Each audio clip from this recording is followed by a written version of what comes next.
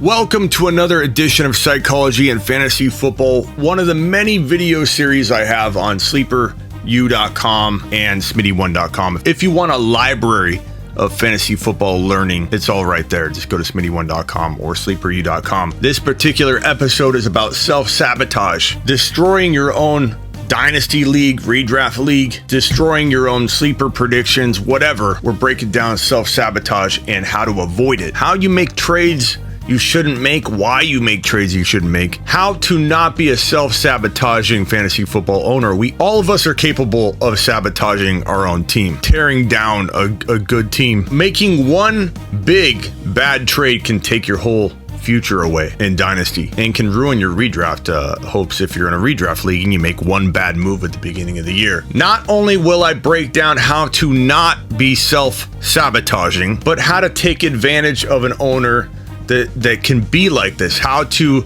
get the upper hand in a trade relating to self-sabotage and people prone to destroying their own team. We're breaking all this down and more. The Fantasy Football Show begins now, and you're watching Psychology in Fantasy Football. Let's go. This is the Fantasy Football Show with your host, Smitty.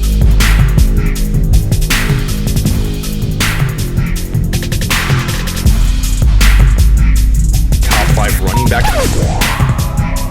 You're watching the Fantasy Football Show. I'm Smitty. Take a lap. This topic is fun, and I love psychology and fantasy football. Before we get any further, Smitty, what makes you an expert on psychology and fantasy football? Do you have a psych degree? Why, yes, Bob, I do. I graduated with a psych degree. My bachelor's is in psych. So I do know a little bit about what I'm talking about, and we're going to break it down right now. Self-sabotage is when we actively or passively take steps to prevent ourselves from reaching our goals. This behavior can affect nearly every aspect of our lives, be it in relationships, even with fantasy football owners, a career goal or your league goal, your fantasy football goal, or a personal goal like weight loss, or dominating your fantasy football league. Self-sabotage in our context of fantasy football is standing in your own way, stepping on yourself, preventing yourself from succeeding. In many cases, you draft a guy because you like him. You love Jonathan Taylor walking into 2021. You think he's going to absolutely go crazy, but you listen to other people. You start doubting yourself. You start worrying about maybe I'm wrong, and you trade him away before week 1 even kicks off, but you drafted him. That would be the definition of self-sabotage.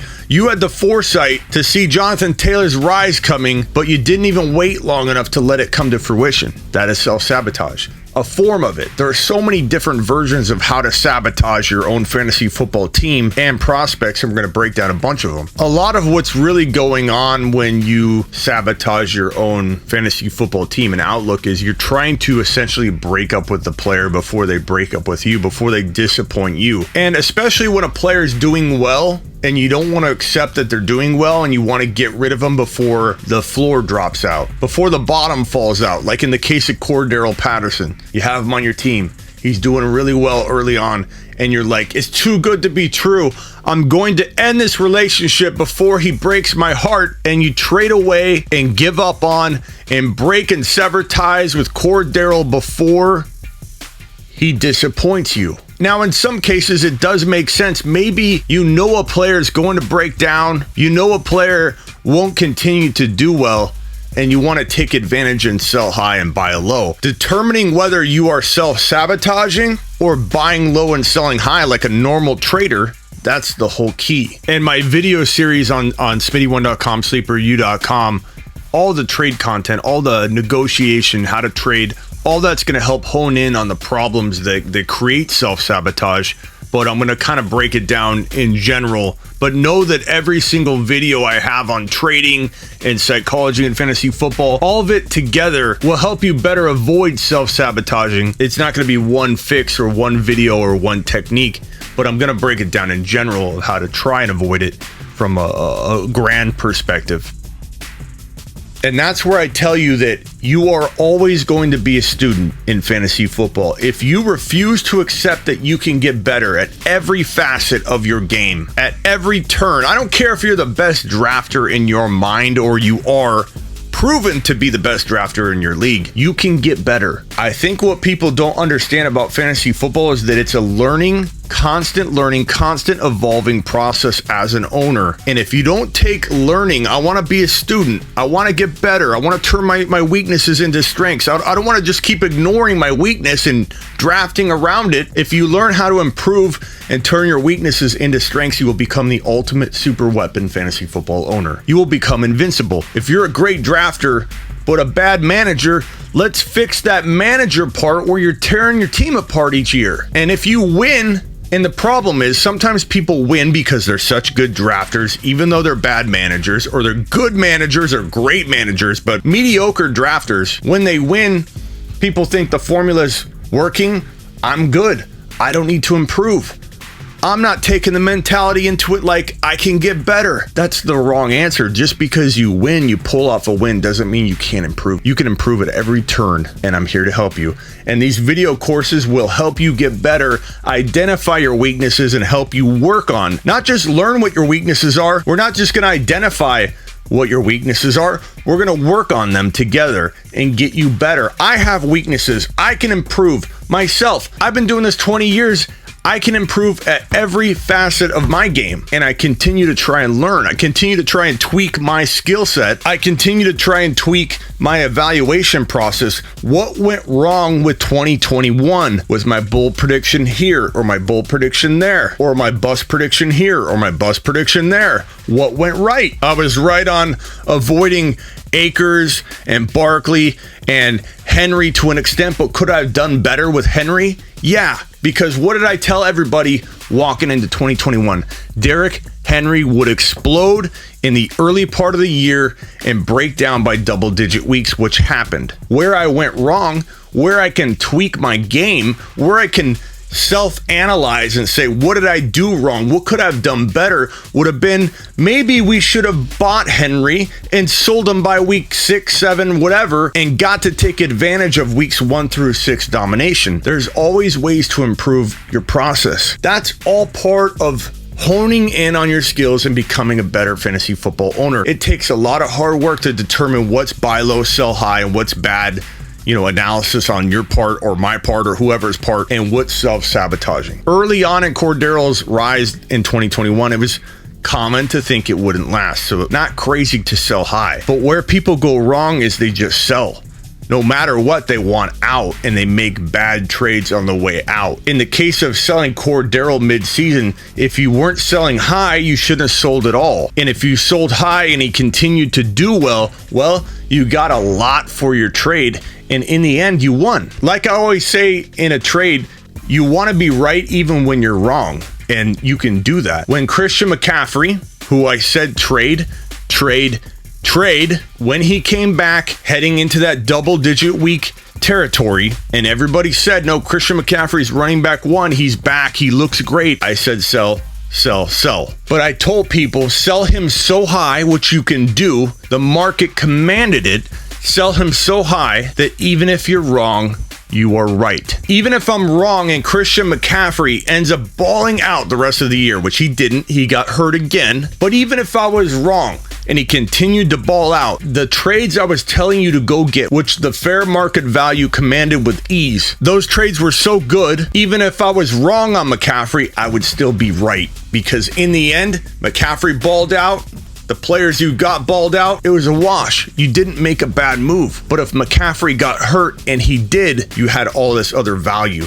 And now people that didn't trade McCaffrey, especially if it is dynasty, are now stuck with him. And in redraft, people that didn't trade McCaffrey lost their league because they could have got a Cordero and a Tyreek Hill. Self-sabotage is a real tough thing to identify and figure out with your own process, because you're going to confuse it with buy low and sell high. Self-sabotage can be easy to figure out if you have a pattern of predicting something right, but jumping ship too early and watching somebody else benefit from what you predicted. Example, Justin Jefferson. You like him, you pump him up, you draft him early, and then for whatever reason, you are very prone to trading said player even before week 1 kicks off, even before week 4 occurs. If you firmly believe a player is going to be elite, you must only make trades that are ridiculous in your advantage. The key to not self-sabotaging is make sure from afar, stepping away from the entire process and evaluating the trade from afar, you got to be winning the deal. If you aren't winning the deal and the other owner's confused and losing the deal, don't make a trade. Don't make a trade unless you're winning the deal. Smitty, that sounds so obvious. Am I going to accept a trade that I'm losing? Yeah. Most people, when they self-sabotage, accept a very bad deal that even themselves, 5 minutes later, would not accept. Tell me I'm wrong. We've all done it. You've done it. I've done it. Everybody watching has done it. We have all accepted a trade, probably many of them in our fantasy football career. Literally 5 minutes later, sometimes 10 seconds later, we would not have accepted the trade if we had another chance, if we had another opportunity. You are giving all 11 other opponents in your league far too much credit to assume they won't be vulnerable to at some point during the season, multiple times during the season, where they too will accept a trade they regret accepting even 5 minutes later. Why does everybody come to me and say, Smitty, nobody's trading in my leagues. Smitty, everything you're saying I can't apply. It doesn't work. No one in my leagues do trades like that. This comes from people that send out 1 or 2 offers. This comes from people that don't understand that if you offer in masses, you will eventually get just one, and all it takes is one person to accept in a vulnerable situation in their life, in their week, in that moment when they're upset at, I don't know, their job, or the fact that their food order was wrong and the player you're talking about was in the news in a negative light for a moment. Regardless, you're giving someone too much credit if you're saying they won't accept a bad offer. Why does everybody tell me no one accepts those offers in my league when it happens every single day? And you too, all of us accept bad trade offers once in a while. So stop bringing that excuse. It is nothing but an excuse to me, a poor excuse. I don't accept that excuse, ever. Work harder, offer more trades, keep trying, don't give up. Do not make trades that feel really even, or you might be losing the deal. But we do them. Everybody does them.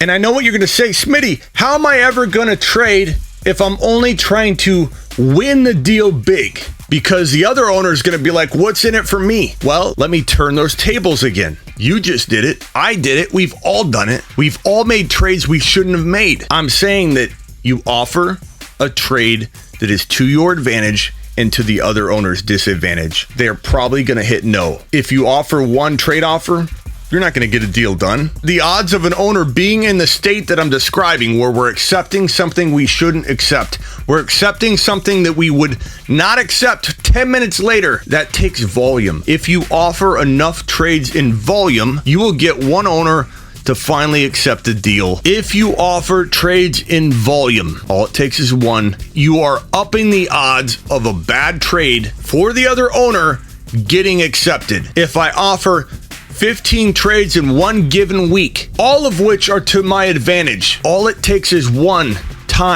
moment in time where the other owner is in the spot that I've just described in their head, where they accept something they shouldn't accept. That's all you're trying to do. Every trade you make is to try and catch someone off guard that's going to hit the button, that's going to regret hitting the button. I'm not in the business of making an even Steven trade. Smitty, I've always been taught you should make a trade that's good for both parties. I'm not in that business. Do I want to destroy relationships so you can't trade with someone ever again? No. But do I want to win hardcore every trade I make? Absolutely. That's negotiation 101. And the best way to avoid self-sabotage, and I'll go over trade negotiation, sending out massive amounts of trades. I'll go over all kinds of trade technique videos on Smitty1.com and SleeperU.com. Don't worry. But the best way to avoid self-sabotage is to ensure every trade you send out,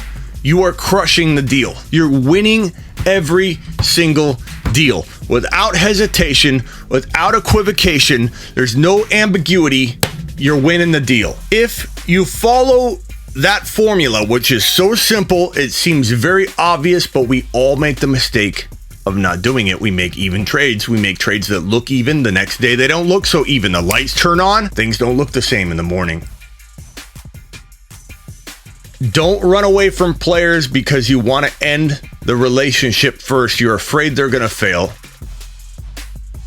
Another key to not self-sabotaging, I would say, to end on this note, would be to make sure you're playing in a couple leagues. The problem we have when we have one league or two leagues, I'm not saying to have 20, but 3 or 4 is a very comfortable number. It gives you the freedom of not caring. When you have one league, one dynasty, one redraft, you are so tied up on, what if I make the wrong move? What if I don't take this risk? What if I take that risk? You're in between.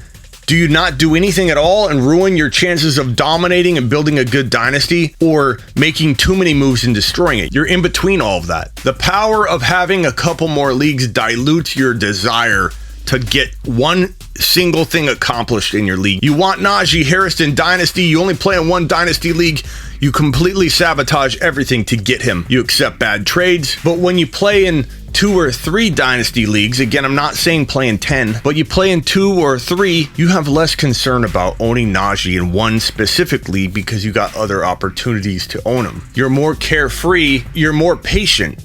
In a way, you're patient to not force the issue because it's the only dynasty league you have. How many of you out there, and I'm a victim of this too, I've learned from it. It's been part of my training and improving my own self as a drafter and an owner. I used to do this. I would force a trade because I want a player. I want him in dynasty. I'll do everything I can to get him, and I destroy everything around it, self-sabotage my team because I'm forcing the trade and acquisition of one player. Multiple leagues, win every trade, send out massive amounts of offers. These 3 things will help keep you in line, in track for less self-sabotaging. And the other trainings I'll have in my video course series around trade negotiation, how to win a trade, draft pick trading, all that will help hone in on all this and improve your ability to stave off self-sabotage tendencies. But for now, early stage development, these are your 3 things you need to look out for. Usually this content is locked down to sleeperu.com and smitty1.com for those subscribed to the video course, but I'm offering a series here and there, this being one of them, to help lure people into the content so they know what the video series stuff is about on sleeperu.com and smitty1.com. I hope you've enjoyed this one, and if you want more learning and training and how to get better as a fantasy football owner, get on over to smitty1.com or sleeperu.com and click the video course series image that I have that will link you to the product. And let's start tearing up 2022. This is the Fantasy Football Show with your host, Smitty.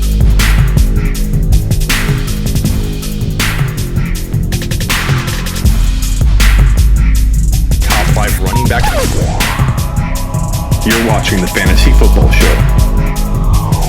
Smitty!